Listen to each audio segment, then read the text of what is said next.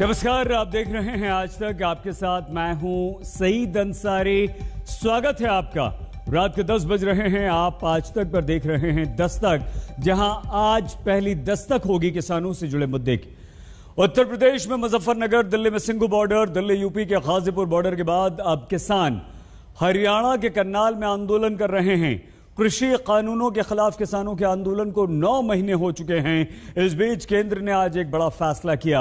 गेहूं, सरसों, चना, जौ समेत रबी की फसलों की एमएसपी काफी बढ़ा दी।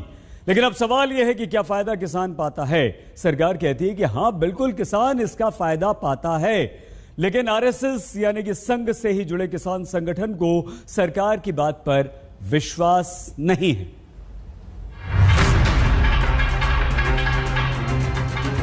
एक हाथ में मेढक है और दूसरे में मेढकी। इन तस्वीरों का भी देश में किसान आंदोलन और किसानों की आमदनी बढ़ाने के लिए दी जाने वाली सरकारी एमएसपी से क्या संबंध है? क्या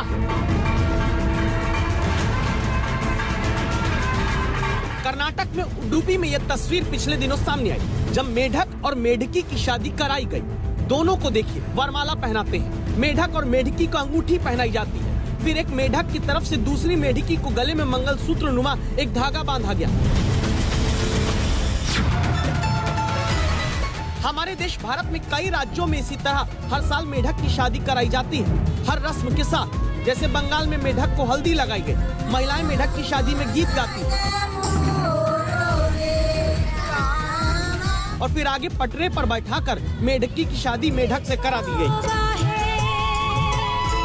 आज भी देश में हर वर्ष मेढक और मेढकी की शादी की परंपराएं चली आ रही। इस मान्यता के साथ कि ऐसा करने से सूखा नहीं पड़ेगा, बारिश होगी। बारिश होगी तो खेती और किसानी में दिक्कत नहीं आएगी। ग्रामीण इलाके आज भी हमारे देशवासियों का पेट भरने के लिए अन्न उगा सके, इसलिए बारिश के लिए भगवान भरोसे ऐसी मान्यताओं पर किसान निर्भर है। और वही किसान जब अपनी फसल उगा लेता है तो उसे अपनी मेहनत यूं सड़क पर फेंकने के लिए भी मजबूर होना पड़ता है। हर साल ऐसी भी तस्वीरें आती हैं, जब किसान को पैसा नहीं मिलता मंडी में तो फेंकता है अपनी फसल को या जानवरों को खिलाता है। तो पहला सवाल है, क्या किसानों को फसल की सही कीमत न मिलने के कारण ही किसान आंदोलन करता है? बड़े व्यापारी का धान फसलें एमएसपी पे बिकती है, किसान की 10 से 15% बिकती है। ये आपको समझना होगा। पूर्ण रूप से फसलों के दाम नहीं तो वोट नहीं, ये नारा लगाना पड़ेगा। फसलों के दाम नहीं तो वोट नहीं। जब तक इस सरकार को वोट की चोट नहीं दोगे। लेकिन 9 महीने से कृषि कानूनों के खिलाफ और किसान को फसल की पूरी कीमत दिलाने के लिए चलते आंदोलन को ही सरकार के मंत्री खारिज करने लगते हैं। जैसे उत्तर प्रदेश में धर्मेंद्र प्रधान के साथ सह चुनाव प्रभारी बनाए गए अर्जुन राम मेघवाल को सुनिए। अब तो धीरे धीरे किसान आंदोलन का जो करते हैं, आपके मीडिया में भी साफ हो रही है कि वो किस दिशा में जा रहे हैं। हमने किसान आंदोलन के जो नेता थे उनसे कई बार वार्ता की, उनको बताया भी आप क्या अमेंडमेंट चाहते हैं। अब ये बार बार कहते हैं काले कानून है, और काला है क्या ये पता नहीं। तो दूसरा सवाल है, क्या किसानों को सही कीमत दिलाने के लिए चलता आंदोलन सियासी साजिश है? और अगर हाँ, तो फिर आरएसएस के ही किसान संगठन भारतीय किसान संघ के लोग आंदोलन क्यों करने लगे? क्यों आसक्ति जागेगी? सारी समस्या भागेगी। हरियाणा सरकार होश में आओ, होश में आओ, होश में आओ। आंदोलन करते ये किसान कोई टिकैत समर्थक नहीं। सरकार से अपनी मांगों के लिए प्रदर्शन करते ये किसान संयुक्त किसान मोर्चा के भी नहीं। प्रदर्शनकारी ये किसान आरएसएस के ही संगठन भारतीय किसान संघ के हैं। और देश के अलग अलग राज्यों में जैसे मध्य प्रदेश, हरियाणा, राजस्थान में प्रदर्शन करते बीजेपी आरएसएस के सहयोगी भारतीय किसान संघ के इन किसानों की मांग क्या है? तीसरा सवाल, क्या आरएसएस के किसान संगठन को भी लगता है कि सरकार किसानों को फसलों की सही कीमत नहीं देती? सरकार को और बद्री नारायण चौधरी राष्ट्रीय किसान संघ के महामंत्री हैं। अब इनको ध्यान से सुनिएगा। देश भर के किसानों को लाभकारी मूल्य बिना किसी भेदभाव के और बिना किसी को छोड़ना, किसी को देना, इस प्रकार का भेद न करते हुए सबको लाभ मिले, ऐसी कोई मैकेनिज्म डेवलप की जाए। सरकार का दावा है कि जो एमएसपी उसने फसलों की बढ़ाई है उससे किसानों को 100% फायदा होगा और लागत के मुकाबले 100% मुनाफा किसानों का होता है। लेकिन क्या संघ का ही किसान संगठन सरकार की बात पर एतबार करेगा? आज तक ब्यूरो।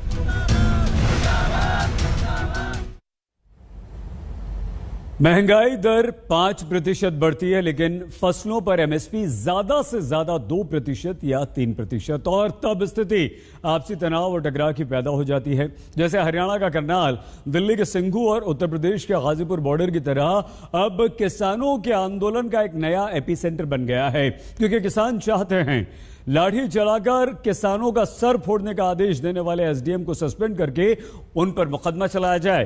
प्रशासन ने भी यह तय कर लिया है कि आरोपी एसडीएम को सस्पेंड हम नहीं करेंगे।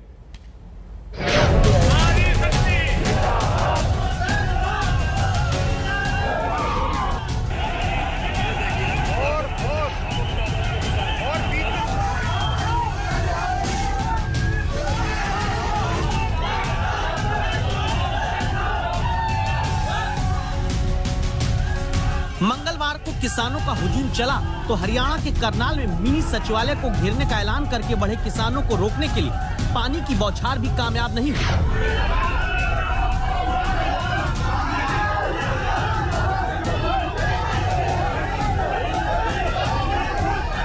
न ही पुलिस सुरक्षा के बंदोबस्त किसानों को करनाल में घेराव करने से रोक पाए।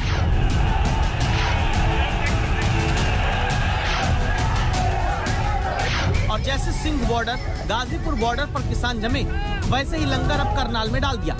लेकिन इन तीन तस्वीरों में फर्क है आंदोलन के मुद्दों का।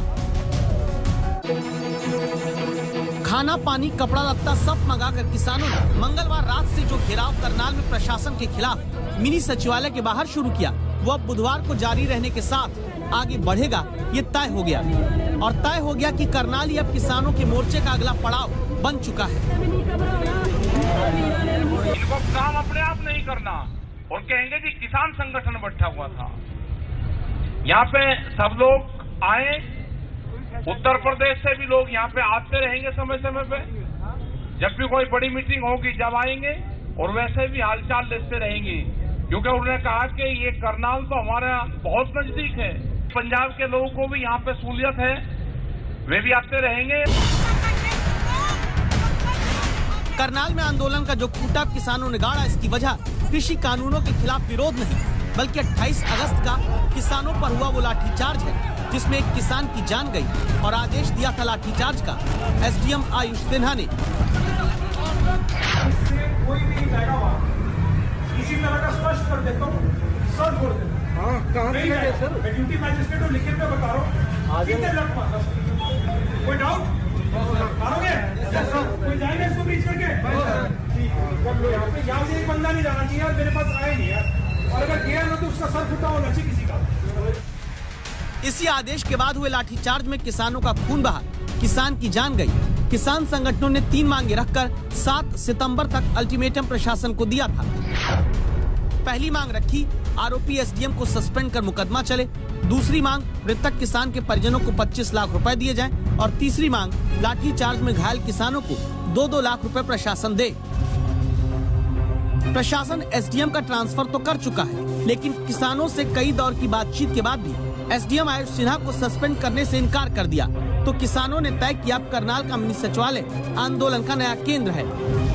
करनाल के किसान ने कहा था कि किसानों के खिलाफ उनका सर फोड़ने का बयान देने वाले अफसर के खिलाफ कोई कार्रवाई हो।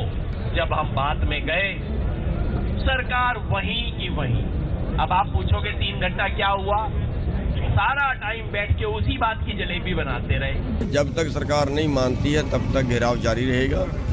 और सरकार जो है वो अपनी जगह गलत है, और गलत होने के बावजूद भी अपने लोगों का पक्ष कर रही है, मान नहीं रही है। तो ये सरकार इस मामले को जान के जाना चाह रही है।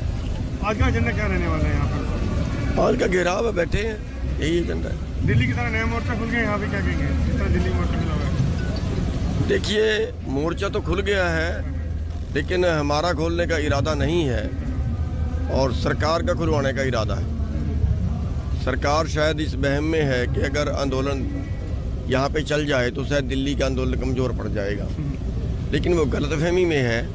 हमारे हिसाब से आंदोलन और तेज हो जाएगा। घेराव जारी है तो रात में किसान यहीं डेरा डाल रहे हैं। सुबह होती है तो चाय नाश्ता सिंध और गाजीपुर बॉर्डर की तरह ही शुरू हो जाता है। धरना देते किसानों के लिए लंगर सेवा चल रही है। जिस जगह को किसानों ने करनाल में घेरा, यहाँ पर डीसी, एसपी, एसडीएम, ट्रेजरी का दफ्तर है।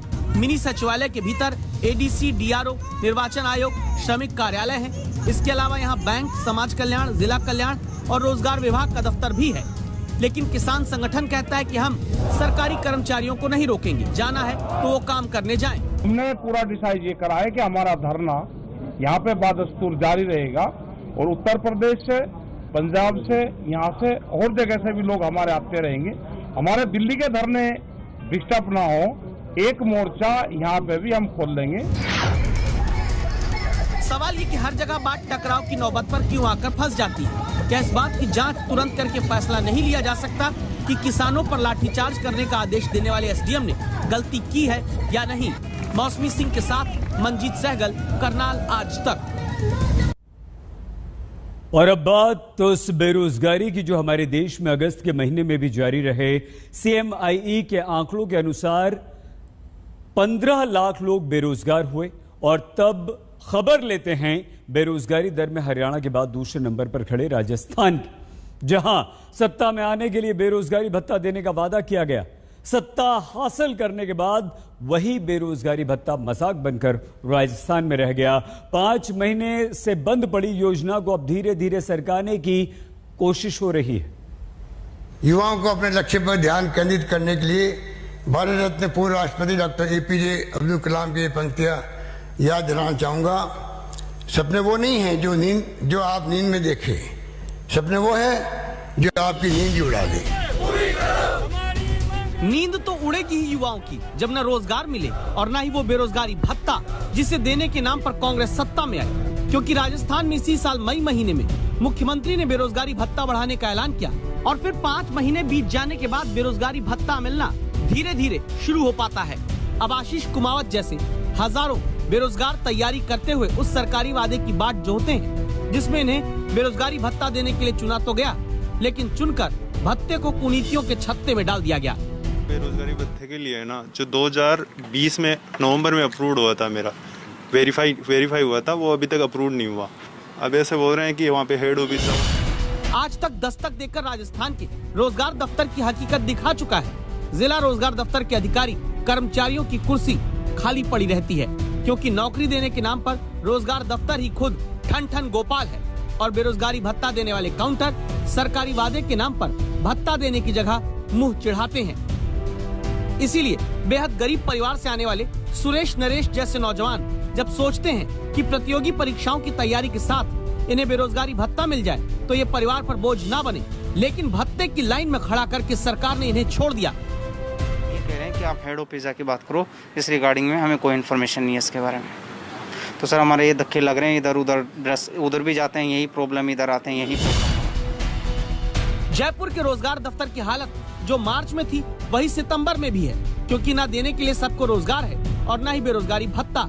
इसलिए अधिकारियों के पास जवाब भी नहीं कि लाखों बेरोजगारों को हर महीने दी जाने वाली रकम कब से सरकार बांटेगी।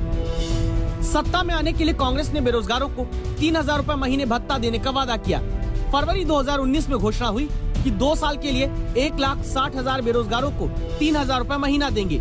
मार्च 2021 में बेरोजगारी भत्ता 1,000 रुपए और बढ़ाने का ऐलान होता है। साथ ही पात्र बेरोजगारों की तादाद भी बढ़ाकर 2 लाख कर दी जाती है। फिर 5 महीने बीतने के बाद बेरोजगारी भत्ते की फाइल अब वित्त विभाग से आगे सरकना शुरू हुई। अनुमोदन की जो प्रक्रियाएं हैं, इसके जो रूल्स और जो ड्राफ्ट है वो विभिन्न, चूंकि इसमें फाइनेंस का काफ़ी कुछ इन्वॉल्वमेंट था क्योंकि पैसा बढ़ गया है, 3 से 4 और 4 से 3.5 से 4.5 हो गया है, इसलिए एफडी के लेवल पर इसमें कुछ जो लास्ट लेवल ट्विकिंग्स हैं वो हो रही हैं। जैसे अनुमोदन प्राप्त होता है ये लागू कर दी जाएगी। हालत ये कि नौकरी के लिए आंदोलन करते हुए 13.5 लाख नौजवान तो सरकारी रजिस्टर में बेरोजगारी के ठप्पे के साथ अपना नाम रजिस्टर्ड करा चुके हैं, जिनमें से 4.5 लाख को अब तक सरकारी भत्ता बेरोजगारी का मिल जाना था, लेकिन मिला है सिर्फ 2,10,000 लोगों को। अब सरकार कहती है कि बेरोजगारी भत्ता 2 साल के लिए चाहिए तो रोज 4 घंटे किसी सरकारी दफ्तर में काम करो। दरअसल ये सरकारों की सांप भी मर जाए और लाठी भी ना टूटे वाली स्कीम होती है, क्योंकि 2 साल अस्थायी तौर पर सिर्फ बेरोजगारी भत्ते के लिए 4 घंटे किसी सरकारी दफ्तर में काम करने वाले नौजवान का 2 साल बाद क्या होगा ये वो नौजवान जानता है, क्योंकि फिर न नौकरी होगी न भत्ता। इसलिए अपने आप बेरोजगारी भत्ते की लाइन खत्म करने की नई योजना बना दी गई। राजस्थान सरकार ने अपने घोषणा पत्र में वादा किया था कि राजस्थान के बेरोजगारों को बेरोजगारी भत्ता दिया जाएगा। उसके बाद मुख्यमंत्री अशोक गहलोत ने मार्च में बेरोजगारी भत्ता भी बढ़ा दिया था और भत्ता पाने वाले लोगों की संख्या भी बढ़ा दी थी, मगर उसके बाद से भत्ता ही बंद हो गया और संख्या लगातार बेरोजगारों की बढ़ती जा रही है। इसी तरह से बेरोजगार इस दफ्तर से उस दफ्तर भटकते रह रहे हैं, मगर बेरोजगारी भत्ता मिल नहीं रहा है। कैमरामैन शर्मा के साथ शरद कुमार, जयपुर, आज तक।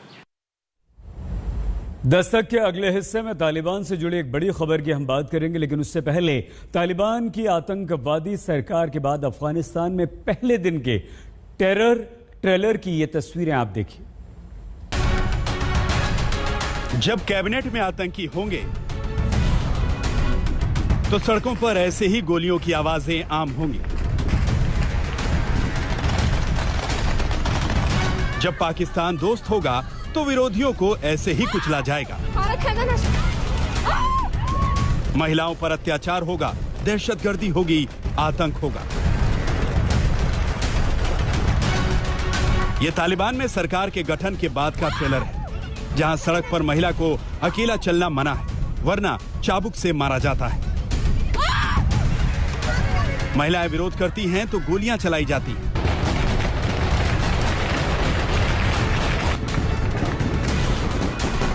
ये तालिबानी सरकार है जिसके रगों में अत्याचार है, दहशतगर्दी है।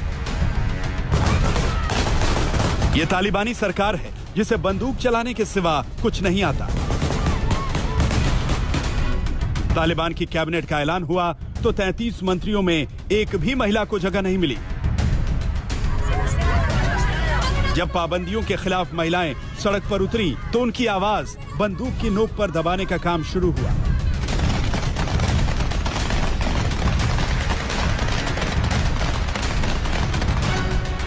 एक के बाद एक फरमान जारी होने लगे। तालिबानी सरकार ने साफ कह दिया कि महिलाओं के लिए खेल कूद जरूरी नहीं है। यानी 20 साल तक अफगानी लड़कियों ने जहां फुटबॉल से लेकर क्रिकेट तक में हिस्सेदारी निभाई, उन्हें तालिबान ने घर पर बैठने का फरमान जारी कर दिया है। तालिबान के सांस्कृतिक आयोग के उप प्रमुख अहमदुल्ला वासिक ने कहा है कि खेल कूद महिलाओं के लिए जरूरी नहीं, क्योंकि उनका शरीर मीडिया के सामने बेपर्दा हो जाता है। तालिबान ने जिन 33 रत्नों को अपनी कैबिनेट में जगह दी है, उनमें से एक वहां के शिक्षा मंत्री अब्दुल बकी हक्कानी है। शिक्षा मंत्री बनते ही बकी ने यह फरमाया कि आज की तारीख में पीएचडी या मास्टर डिग्री की कोई अहमियत नहीं। उसकी वजह भी सुनिए कि जब बिना डिग्री के तालिबान की कैबिनेट में जगह मिल जाती है तो फिर बड़ी बड़ी डिग्रियों का क्या करना। वली दिन पे वजह बांधे چې د خلکو کوم قرباني ورکړه د دین د پاره ورکړه نن د دې خلکو چې په دنیا کې کوم عزت ته هغه عزت ته پوهان نه دي، هغه د ماستر نه دي। तालिबानी सरकार मंत्री एक से बढ़कर एक खूंखार आतंक के सबसे खतरनाक नेटवर्क की कहानी दस्तक के अगले हिस्से में हम आपको दिखाएंगे। स्वागत तो एक बार फिर से आपका दस्तक में। पाकिस्तान के खिलाफ अफगानिस्तान में लगातार चौथे दिन प्रदर्शन हो रहे हैं। प्रदर्शन से बौखलाए तालिबानियों ने महिलाओं पर कोड़े बरसाए हैं। पाकिस्तान के विरुद्ध इस गुस्से की सबसे बड़ी वजह आतंकवाद है। अफगानिस्तान में होने वाले हर धमाके का केंद्र पाकिस्तान में होता है। 2001 में जब अमेरिका ने अफगानिस्तान से तालिबान को भगाया तो हक्कानी नेटवर्क के आतंकवादी भी भागकर पाकिस्तान आ गए।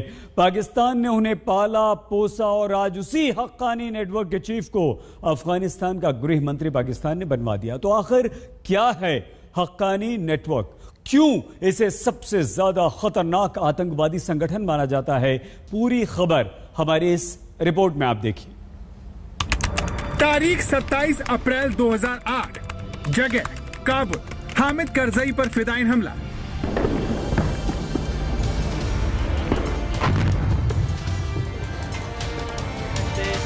अफगानिस्तान की राजधानी काबुल। मौका था अफगानिस्तान में सोवियत शासन के खत्म होने की 16वीं सालगिरह का। काबुल में सैन्य परेड शुरू ही हुई थी कि सभी धमाके से दहल गए। अचानक गोलियों की बारिश होने लगी।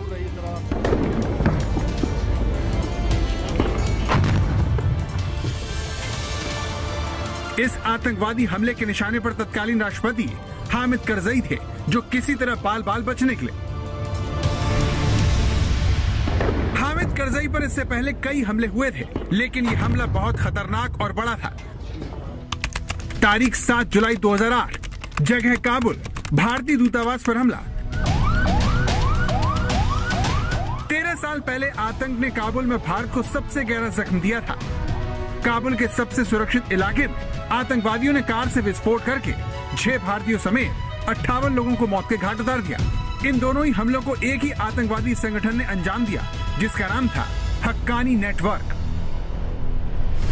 हक्कानी नेटवर्क का सीधा और छोटा परिचय ये है कि ये तालिबान से भी ज्यादा कट्टर, हिंसक और खूंखार है। अफगानिस्तान में फिदायीन हमलों की शुरुआत करने वाला हक्कानी नेटवर्क ही है, जो अलकायदा से ज्यादा विभत्स हमलों को अंजाम देता है। इसीलिए अमेरिका हक्कानी नेटवर्क को सबसे खतरनाक आतंकवादी संगठन मानता है, जो बरसों से पाकिस्तान के इशारे पर अफगानिस्तान को दहला रहा है। लेकिन दुनिया और भारत के लिए चिंता की बात यह है कि इस खतरनाक आतंकवादी संगठन से जुड़े कई बड़े आतंकवादी अफगानिस्तान चलाने जा रहे हैं।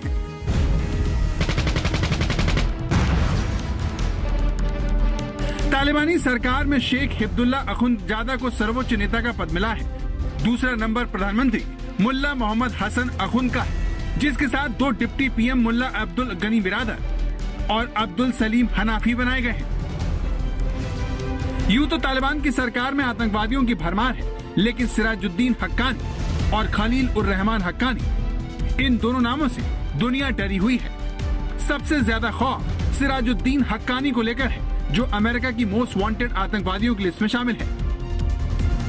अगर prime minister UN designated terrorist है, अगर जो उनका इंटीरियर मिनिस्टर है, जिसे हम होम मिनिस्टर कहते हैं, अगर वो ना सिर्फ यूएन डेजिग्नेटेड टेररिस्ट है, उसके सिर पे बाउंटी है $5 मिलियन की, तो उस हालत में क्या ये गवर्नमेंट चलाएंगे और क्या वो गवर्नमेंट बनेगी?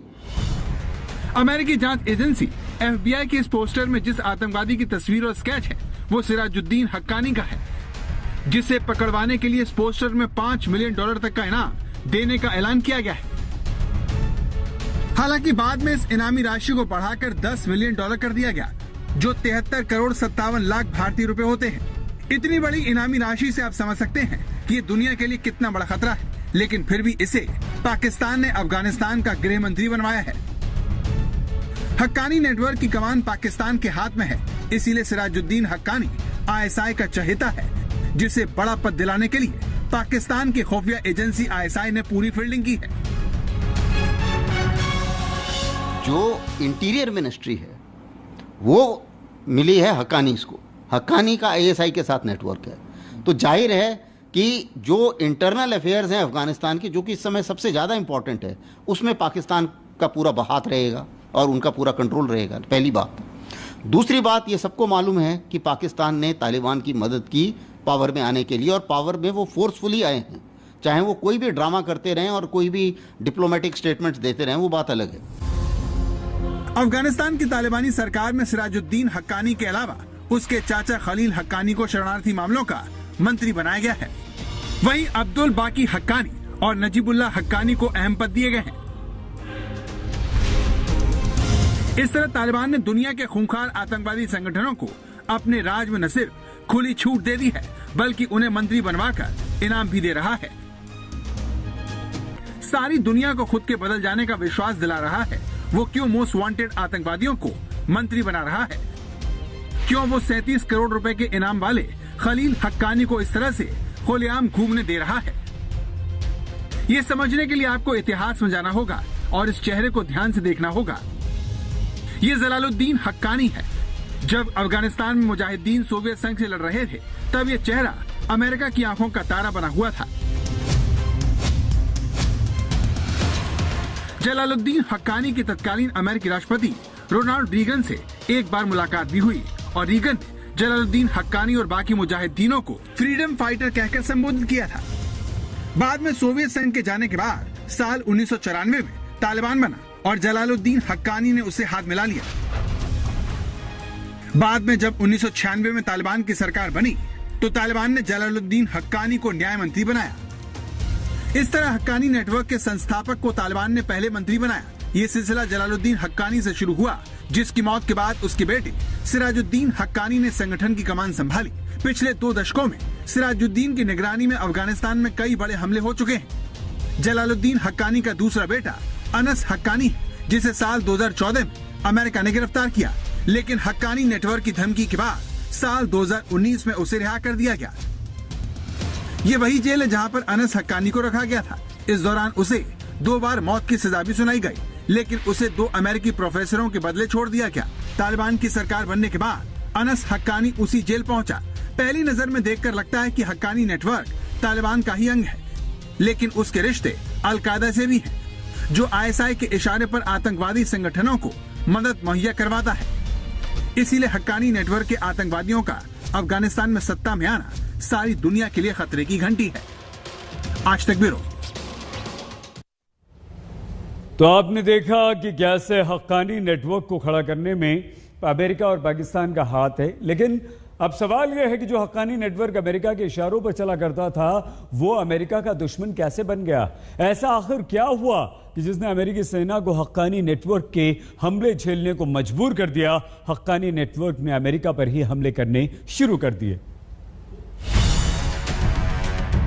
जलालुद्दीन हक्कानी को अमेरिका 9/11 से पहले फ्रीडम फाइटर मानता था, लेकिन अमेरिका पर सबसे बड़े हमले के बाद वो आतंकवादी बन गया।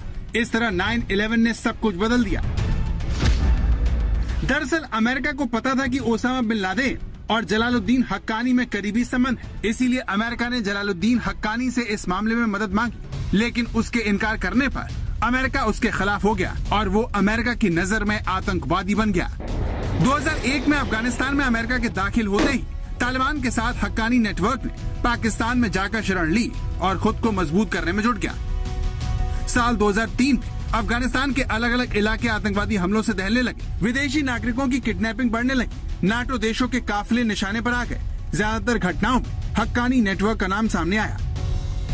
काबुल से भागकर पाकिस्तान आने के बाद जलालुद्दीन हक्कानी की तबीयत बिगड़ने लगी और उसके आतंकवादी नेटवर्क की कमान उसके बड़े बेटे सिराजुद्दीन हक्कानी ने संभाली, जिसने अमेरिका और उसके सहयोगी देशों को एक के बाद एक हमलों से परेशान कर दिया। एक वक्त ऐसा आया था कि अमेरिका को तालिबान से ज्यादा हक्कानी नेटवर्क से खतरा पैदा हो गया था। इस तरह जलालुद्दीन हक्कानी ने जो आतंक का नेटवर्क 1980 के दशक में अमेरिकी पैसे से खड़ा किया था, उसे धर्म और कट्टरता की खुराक से जिंदा रखा। जलालुद्दीन हक्कानी की एक पत्नी अरब थी, जिसका फायदा उसने उठाया और वो सोवियत युद्ध में वॉर हीरो के तौर पर सऊदी अरब गया, जहां उसे मस्जिद और मदरसे बनाने के लिए पैसे मिले, जिसका इस्तेमाल उसने अपने आतंकवादी संगठन को बढ़ाने में किया। इसके अलावा माना जाता है कि फिरौती, किडनैपिंग और कई अवैध धंधों से भी मिले पैसे को उसने अपने आतंकवादी संगठन को फैलाने में लगाया। हक्कानी नेटवर्क की असली ताकत उसे पाकिस्तान से मिलने वाली मदद है। हक्कानी नेटवर्क का मुख्यालय आज भी उत्तरी वजीरिस्तान में है। ISI ने अपनी सारी ताकत सिराजुद्दीन हक्कानी के पीछे लगा दी और उसे तालिबान सरकार में गृह मंत्री बनाया। पाकिस्तान हक्कानी नेटवर्क का इस्तेमाल तालिबान पर दबाव बनाने के लिए भी करता है। उसे पता है कि अगर भविष्य में तालिबान ने उसकी सुननी बंद कर दी तो वो हक्कानी नेटवर्क के जरिए अफगानिस्तान में अपनी बात मनवा सकता है। इसीलिए सिराजुद्दीन हक्कानी पाकिस्तान का दुलारा बना हुआ है, जिसे पाकिस्तानी सेना के चीफ जनरल बाजवा का करीबी माना जाता है। पाकिस्तान लाख छुपाए, लेकिन दुनिया और अफगानिस्तान के लोगों को उसके इरादों की भनक लग गई है और वहाँ उसका विरोध भी शुरू हो गया है। पाकिस्तान के खिलाफ ये नाराजगी इसीलिए भी है क्योंकि उसने ही बरसों तक तालिबान को जिंदा रखा और अब उसके ही इशारों पर आतंकवादियों को मंत्री और प्रधानमंत्री बनाया जा रहा है, जिनके लिए पढ़ाई लिखाई काला अक्षर भैंस बराबर है। वली द दिन पे वजह बांधे چې د خلکو کوم قرباني ورکړه د دین د پاره ورکړه نن د دې خلکو چې په دنیا کې کوم عزت ته هغه عزت په هان نه دی، هغه د ماستر نه دی. دنیا کې چې د چا سره هر څومره ډېری ډیګریانی هغه ته په دنیا کې هغه عزت نه دی حاصل. نن کوم عزت چې مولا او طالب ته د افغانستان په سرزمین باندې حاصل نه. ये बयान बताता है कि तालिबान और पाकिस्तान मिलकर अफगानिस्तान को कैसे चलाने वाले हैं, क्योंकि जब बुद्ध की प्रतिमाएं तोड़ने वाला तालिबान का प्रधानमंत्री हो और सिराजुद्दीन हक्कानी जैसा गृह मंत्री तो फिर उस देश का भगवान ही मालिक है। आज तक ब्यूरो। घोषित आतंकी से तालिबान की सरकार में गृह मंत्री बने सिराजुद्दीन हक्कानी ने फैसले सुनाने भी शुरू कर दिए हैं। महिलाओं के विरोध को दबाने के लिए अब से अफगानिस्तान में इजाजत लेनी होगी। विरोध प्रदर्शन को दबाने के लिए न्याय मंत्रालय से अब अफगानिस्तान में न सिर्फ विरोध करने की इजाजत लेनी होगी, बल्कि प्रदर्शन का कारण आपको बताना होगा, जगह बताना होगा, नारेबाजी के बारे में बताना होगा। यानी कि अगर आपको विरोध करना है तो उससे पहले भी आपको एक एक चीज बतानी होगी कि आपका विरोध क्या होगा, उसमें नारे आप क्या लगाएंगे, कहां पर विरोध करेंगे, कैसे आप अपना ये विरोध प्रदर्शन करेंगे, और महिलाओं को इजाज़त लेनी होगी। यानी कि अब अफगानिस्तान में आप कोई भी विरोध प्रदर्शन करेंगे सरकार के विरुद्ध तो पहले आपको तालिबान से उसकी आज्ञा लेनी होगी, वरना आप विरोध प्रदर्शन नहीं कर सकते हैं। ब्रेक से पहले हमने आपको हक्कानी नेटवर्क के बारे में बताया था, पूरी जानकारी दी थी, बताया था कि कैसे पाकिस्तान ने सिराजुद्दीन हक्कानी को तालिबान की सरकार में गृह मंत्री बनवा दिया। और अब हम आपको ये जो तस्वीर दिखा रहे हैं, ये तालिबान बनाने वाले मुल्ला उमर के बेटे की ताज़ा तस्वीर है, जिसे तालिबानी सरकार में रक्षा मंत्री बनाया गया है। मुल्ला मोहम्मद याकूब इसका नाम है। तो ये तालिबान में आतंकवादियों की सरकार की एक और तस्वीर। दर्शक में आज के लिए बस इतना ही। आप प्लीज अपना बहुत ख्याल रखिएगा। देखते रहिए आज तक।